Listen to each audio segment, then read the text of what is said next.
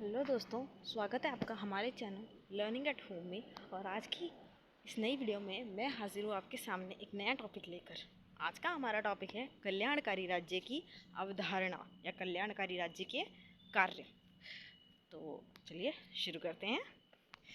आज का हमारा प्रश्न है, कल्याणकारी राज्य की अवधारणा पर एक निबंध लिखिए या फिर लोक कल्याणकारी राज्य क्या है, इसके मुख्य कार्य तथा महत्व बताइए।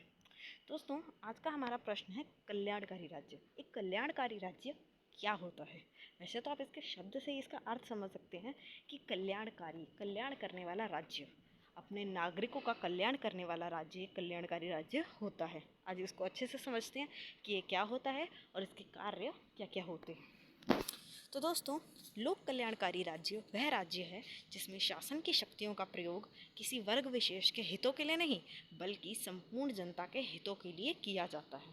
यानी दोस्तों, लोक कल्याणकारी राज्य एक ऐसा राज्य है जो शासन, जितनी भी उसके पास शक्तियां हैं, उसका प्रयोग वह किसी वर्ग विशेष के लिए नहीं करता, अमीर वर्ग के लिए या शक्तिशाली वर्ग के लिए, किसी एक स्पेसिफिक वर्ग के लिए नहीं कर रहा है, बल्कि वो सारी जितनी भी उसकी जनता है, जितने भी उसके नागरिक हैं, उन सभी के हितों के लिए वो उसका उपयोग कर रहे हैं। यानी वो अपने राज्य के सभी नागरिकों का समान रूप से ध्यान रखता है।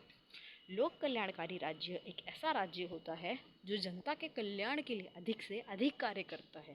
तो देखा दोस्तों आपने, लोक कल्याणकारी राज्य ऐसा राज्य है जो जितनी भी जनता, जितने भी नागरिक हैं, बिना किसी भेदभाव के, चाहे वो अमीर हो, गरीब हो, स्त्री हो, पुरुष हो, किसी भी धर्म का हो, किसी भी जाति का हो, ये बिना किसी भेदभाव के वो जनता के कल्याण के लिए ज़्यादा से ज़्यादा कार्य करेगा और जितने भी उसके नागरिक हैं उसको न्यूनतम जीवन स्तर प्रदान करेगा।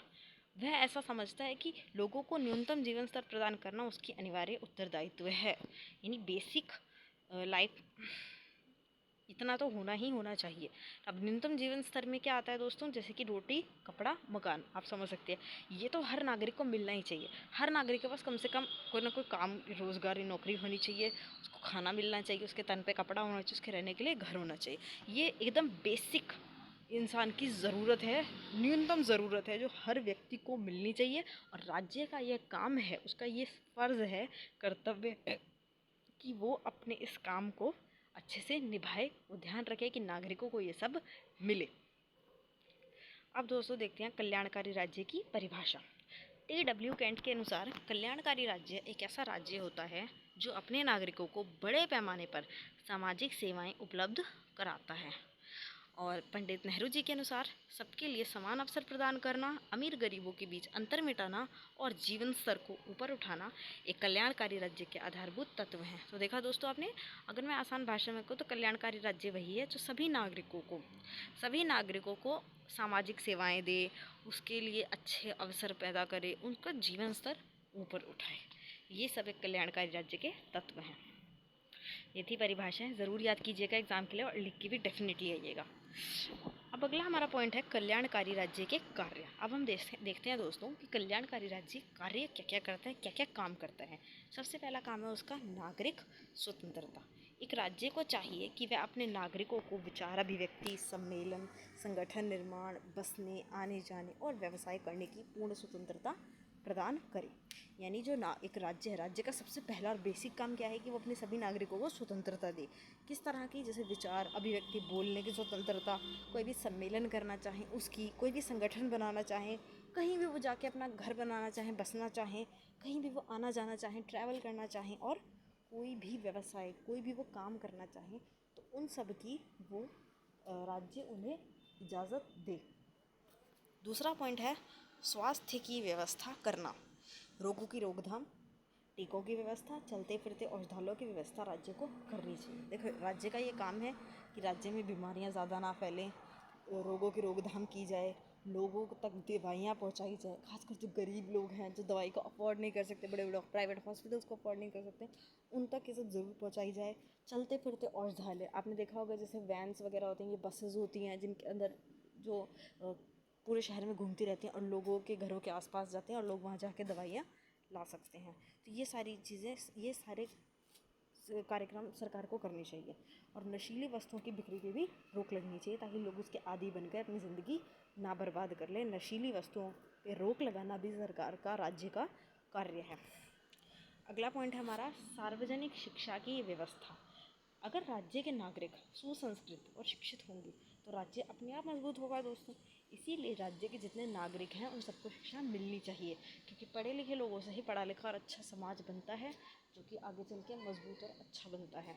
तो शिक्षा तो सभी को मिलनी चाहिए, और सभी को मिलनी चाहिए, चाहे कोई अमीर हो चाहे कोई गरीब हो। राज्य को ऐसी व्यवस्था करनी चाहिए कि शिक्षा जो है वो सभी को मिले। चौथा पॉइंट है हमारा श्रमिकों का कल्याण, मजदूर वर्ग का कल्याण। देखिए मजदूर वर्ग जो है कहीं ना कहीं हमारे समाज की बहुत निचले स्तर पर है, लेकिन एक नींव की तरह है। मजदूरों की बहुत अहम भूमिका है। आप फैक्ट्रीज में देख लीजिए, आप घर बनाने में देख लीजिए, हर जगह हमें मजदूर की ज़रूरत है। तो राज्य को ऐसे काम करने चाहिए जिससे मजदूरों को अधिक से अधिक हित संभव हो। उनके लिए ऐसी योजनाएं लाई जाएँ, ऐसे कार्यक्रम चलाए जाएँ जिससे उनका जीवन स्तर ऊपर उठे, उनकी बेसिक नीड्स पूरी हों, ये सब काम हो सके। बाहरी आक्रमण से रक्षा करना। अगला हमारा पॉइंट है कि राज्य के नागरिकों की बाहरी आक्रमण से रक्षा करनी चाहिए। यदि राज्य इसमें फेल हो गया, इसमें असमर्थ रह गया, तो क्या होगा दोस्तों? राज्य का अस्तित्व ही समाप्त हो जाएगा, कुछ बचेगा ही नहीं, राज्य ही नहीं रहेगा। तो राज्य का एक बहुत महत्वपूर्ण काम है कि वो बाहरी आक्रमण से अपने राज्य की रक्षा करे, उसे हमेशा बचा के रखे। अगला पॉइंट है हमारा दोस्तों आंतरिक शांति और व्यवस्था की स्थापना करना। अब देखिए दोस्तों, राज्य ने बाहरी आक्रमण से तो रक्षा की, लेकिन अंदर भी खतरा होता है। अंदर भी कभी कभी विवाद उठ जाते हैं, या कई लोग ऐसे होते हैं जो कानून का पालन नहीं करते, उसे तोड़ते हैं। तो आंतरिक शांति और व्यवस्था बनाए रखना भी राज्य का कार्य है। जब तक राज्य में शांति व्यवस्था नहीं होगी तब तक राज्य के नागरिक प्रगति नहीं कर सकते हैं। अराजक माहौल में कभी भी समाज या राज्य की प्रगति नहीं हो सकती है। तो शांति व्यवस्था के लिए बहुत ज़रूरी है कि राज्य कानूनों को बनाए, उनका पालन कराए, और अगर कोई उल्लंघन करता है कानूनों का तो उसे दंडित भी करे। ये सब काम राज्य का है, और इसके लिए राज्य में सरकारी कर्मचारी, न्यायालय, पुलिस आदि की व्यवस्था होती है जिन्हें सरकार चलाती है। देखिए न्यायालय, पुलिस ये इसलिए होता है ताकि अगर कोई विवाद है तो उसे हल किया जाए, लोगों को न्याय मिले। तो ये सब काम भी राज्य के हैं और ये राज्य को करने ही करने हैं। अगला हमारा पॉइंट है समाज सुधार के कार्य करना। कल्याणकारी राज्य का लक्ष्य जो है वो सिर्फ ये नहीं कि व्यक्ति का हित वो देखे, केवल व्यक्ति को बढ़ा दो, केवल व्यक्ति की इनकम बढ़ा दो, व्यक्ति को पैसा दे दो, व्यक्ति को अधिक से अधिक स्वतंत्रता दे दो, नहीं, बल्कि उसे समाज का कल्याण भी देखना है। उसे ऐसे कार्य करने हैं जिसमें व्यक्ति का ही नहीं बल्कि समाज का भी कल्याण हो, कलेक्टिव लेवल पे। तो इसलिए राज्य समाज में यदि कोई बुराइयां हैं, समाज में कुछ गलत हो रहा है, तो उसे हटाना, उसे दूर करना भी राज्य का ही काम है। जैसे कि नशे की आदत है, आप समझ सकते हैं, नशे की आदत है, कानून व्यवस्था बिगाड़ना है, और दहेज प्रथा हो गई जिसमें औरतों को उत्पीड़ित किया जाता है। तो ये सारे बुराइयों को भी दूर करना राज्य का ही काम है। अगला पॉइंट हमारा आर्थिक सुरक्षा। राज्य का ये भी कार्य है कि वह सभी व्यक्तियों के लिए रोजगार की व्यवस्था करे, ताकि सभी नागरिक अपना जीवन गरिमापूर्ण रूप से जी सकें और सुख सुविधा के साथ बिता सकें। क्योंकि जीवन अच्छे से जीने के लिए, ज़रूरत पूरी करने के लिए पैसा लगता है, और पैसे के लिए रोज़गार अति आवश्यक है। तो रोज़गार सभी नागरिक को मिलना ही चाहिए। अगला पॉइंट है हमारा परिवार नियोजन संबंधी कार्य। देखिए राज्य का ये भी काम है कि वो जनसंख्या पे सदैव दृष्टि बनाए रखे। तो राज्य को सदैव जनसंख्या सीमित रखने का प्रयास करना चाहिए। जनसंख्या जो है वो बराबर रहे, ना वो ज़्यादा कम हो जाए ना वो ज़्यादा हो जाए, क्योंकि दोनों ही सूरतों में वो अच्छा नहीं होगा, वो प्रॉब्लम्स क्रिएट कर सकता है।